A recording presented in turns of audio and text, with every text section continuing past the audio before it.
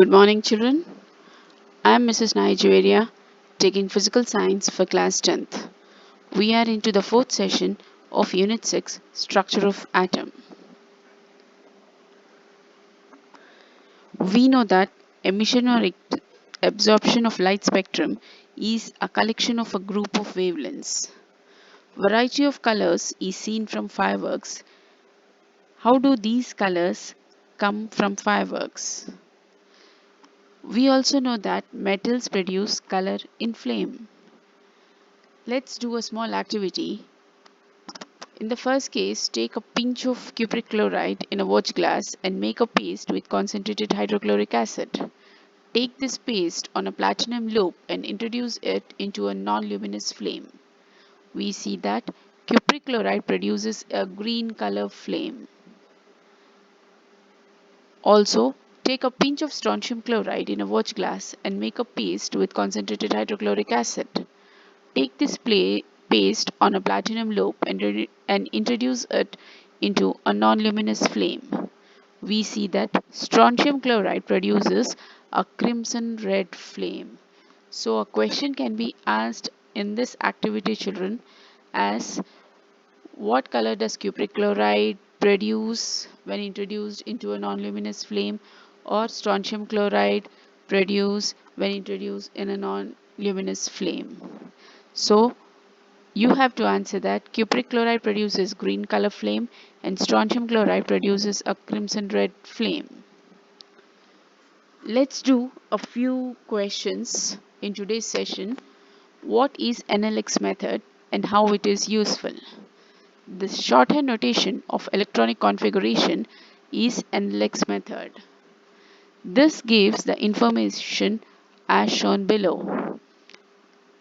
Nlx, n is nothing but your principal quantum number, here wherein we have taken an example of hydrogen atom. The electronic configuration of hydrogen atom is 1s1, where n is not n is 1 here and L is S and X is equal to 1, where this 1 is the principal quantum number and S is the angular momentum quantum number, where L is equal to 0 value, and this 1 represents X, which is the number of electrons in the orbital.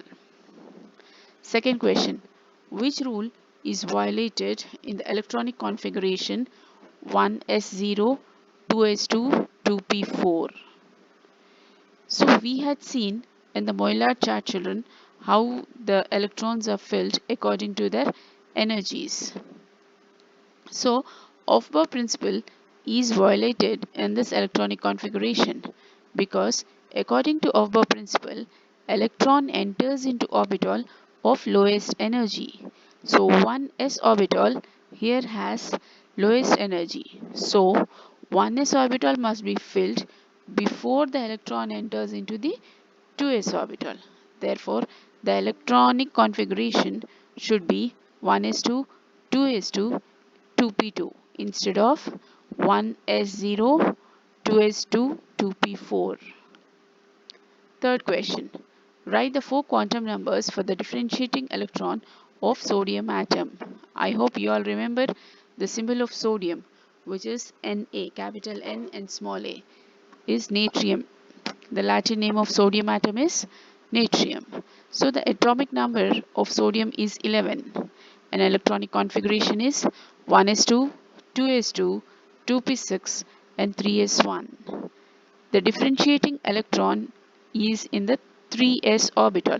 Differentiating is the last electron. Okay, so 3s1 is the differentiating electron. So the four quantum numbers for 3s1, Nlx method, if you just compare this to Nlx method, n will be your 3, s will be your L value, okay, and 1 of course is your number of electron in that particular orbital.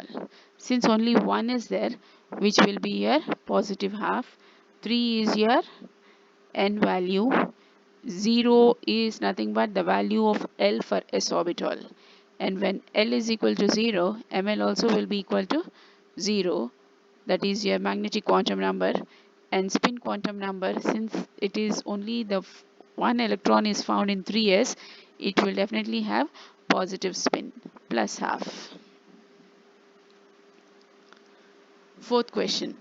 An electron in an atom has the following set of 4 quantum numbers. To which orbital does it belong? In our previous question, children, we had to write the 4 quantum numbers for the given electron.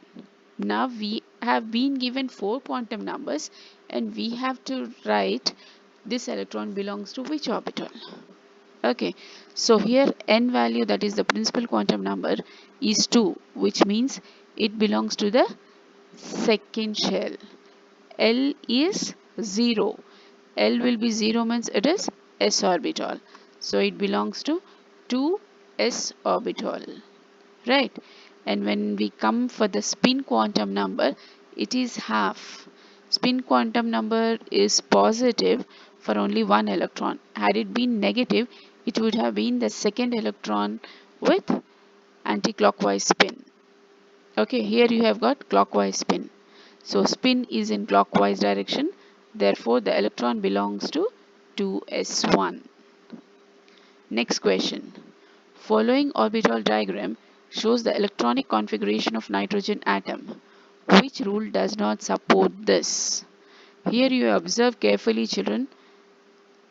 The symbol of nitrogen atom is N, right? And its atomic number is 7. So if you observe here, there are 2 electrons in the first shell, that is 1s2. In the second shell, in this s orbital, we have got again 2 electrons, so 2s2. But in the p orbital, just look at here, we have got 2 electrons in the first, that is 2px, 1 electron in 2py, and no electron in 2pz. Okay, so which principle is not supporting this? According to Hund's rule, electron pairing starts only when each orbital is filled with one electron, that is singly paired. First one electron goes here, then the next electron goes here, and the third electron has to enter the pz orbital. This is px, this is py, and this is pz orbital. So each orbital should have one electron each. Once all these 3 orbitals are filled, then electron pairing starts. So we need to have this, the second electron, not here but in the 2pz orbital. Look at here. First one is 2. We have got those 2 orbital electrons. In the second 2s2, here again we have got 2 electrons. Now if you observe this, here first electron comes here, second electron goes to 2py, third electron has to go to 2pz, which is being violated in a question. Here instead of the electron going into the 2pz, it has been placed under 2px. Hence, our correct answer will be 2px1, 2py1, 2pz1. So this is your correct electronic configuration. Now coming to your sixth question, the wavelength of a radio wave is 1.0 meters. Find its frequency. Now what is given in the question is wavelength of the radio wave is given, which is equal to 1.0 meters.